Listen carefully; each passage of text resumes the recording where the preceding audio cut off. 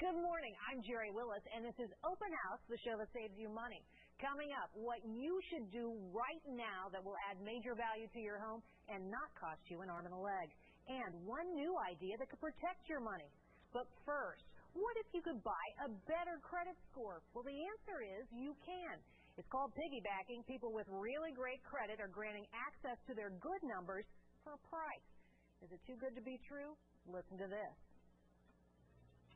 Alipio Estruch works as a mortgage broker, and he wanted to become a real estate investor, buying homes in this Florida neighborhood where he lives.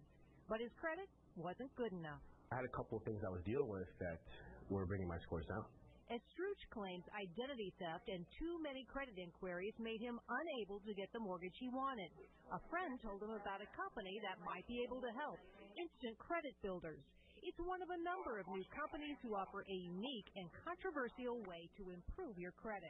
The company's website promises to raise your credit score in 90 days or less. Our goal is to help them get their lives back on track. Help them get their lives into a position where they can afford to pay for their homes, send their kids to college, save money for themselves. Here's how it works. A client with poor credit contacts Instant Credit Builders and pays them a fee, starting at $900 for their services. ICB gives part of the money, an average of $150, to a cooperating person who has good credit, a credit card or a line of credit that has been open for a long time, with a history of on-time payment. The person with good credit adds the person with poor credit as an authorized user on the account. Now, the solid payment history of the credit card becomes part of the credit record of the person with poor credit and automatically boosts their score. ICB says the credit score can go up by an average of 30 to 45 points for each card the client is added to, which can be the difference between approval and denial of an application for new credit. Instant Credit Builder says it's found a loophole in the credit scoring formula that helps clients get a fresh start. But the lending industry says it's not a loophole, it's illegal. The biggest problem is it's fraud. It's putting people into credit grades that they do not deserve, often giving people access to mortgage credit who would not have access at all. And while the Federal Trade Commission would not comment on ICB in particular, it indicated a company engaging in this business could be violating the Federal Credit Repair Organizations Act. ICB says it's not breaking any laws. Fair Isaac, the company that developed the FICO credit score, says it will stop letting such users get a boost from the main user's credit cards. ICB says it will continue to find ways around the credit scoring rules so it can help its clients. And Alipio Estruch is so happy with the company, he hopes to someday work for them. Joining us now are John Coates of Instant Credit Builders and Bob Moulton of Americana Mortgage. Welcome to you both. Now, before we get started, I just have to show you some numbers we came up with so you can see why people would want to do this. For example, let's take somebody who had an original credit score of 580, not a good score. Okay, let's say they wanted to have maybe 180 extra points. A new credit score is 760 that they're willing to pay $3,000 to get to a firm like Instant Credit Builders. Now, if they were getting a $300,000 mortgage, each and every month they would save $541 on that mortgage because of their better credit score. That means that this would pay for itself in approximately 6 months. Now, John, I want you to tell me, what's wrong with this picture? This sounds too good to be true. Well, it sounds too good to be true because we're finally able to throw the American people a rope to help them climb out of the hole, basically the hole that they were thrown into, through terrible practices like subprime lending, predatory lending practices. When we look at the facts, there's 250,000 homes that are in pre-foreclosure right now in our country.